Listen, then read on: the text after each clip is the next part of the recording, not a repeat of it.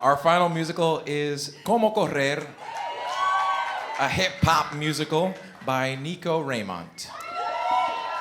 Como Correr is a romantic comedy about Tomi, a high school outcast who dreams of rap stardom yet is riddled with insecurity about his new feelings. Please welcome to the stage the writer of Como Correr, a hip-hop musical, Nico Raimont. What's poppin'? Come on. Yes, okay, all right. This musical. Yeah. Yeah. Yeah. Okay, this musical. It's set in 2016. Yeah. Very specific date. So what is the reason for setting the musical then, and like, what impact does that have on the story? Well, the musical's very personal to me. It's based on parts of my life, but obviously abstracted through fiction. And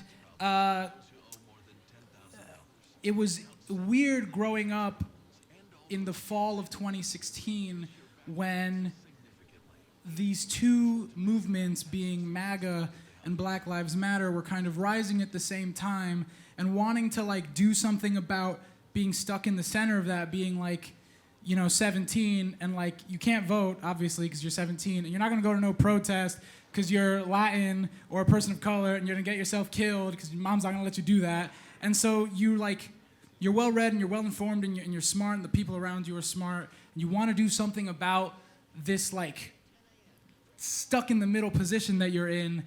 And I wanted to make something that represented that feeling, that like disparity that you have when you're a young person and you see the world around you for what it is, but you kind of have to deal with it because, oh, you're young, you don't really know anything, right? And that's how you're treated. So I was like, that feels like a musical, right? We're talking about trauma tonight? That's what it is? Oh yeah. Always. Low-key, always. God, that's angst right there. That's Hell good. yeah. Yeah. That's great. I mean, what musical influences inspired Como Correr? We heard you brought some really great CDs. Gen Z, it's a circle, and it's flat, and you listen to music from it. To rehearsal, can you tell us how the different musical influences merge in your work, and also what was on these CDs? That's a personal, not on this question. It's not on the card. Well, I like to bring things to rehearsal because it helps contextualize the show. It's kind of like, I guess, dramaturgy, but it's like the show, takes a lot from like cartoons and like musical styles that aren't typically heard in the musical theater canon.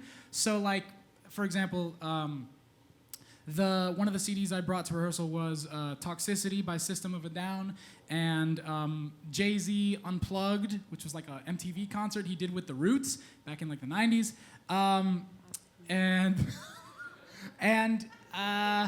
But I grew up kind of listening to all kinds of music. I grew up in a household that I was kind of introduced to everything, and I still listen to everything today, so all that kind of is in the score. Like the last song is very like Big Pun and Denzel Curry, but then also the second half is very like London Grammar and like indie rock and stuff like that.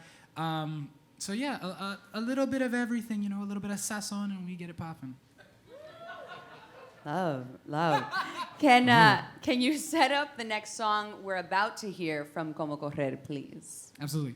So in Como Correr, we follow this kid named Tomi, who was the one in the middle who was rapping his face off, and we follow him as he like tries to, one person clapping, as he's like discovering these feelings about himself.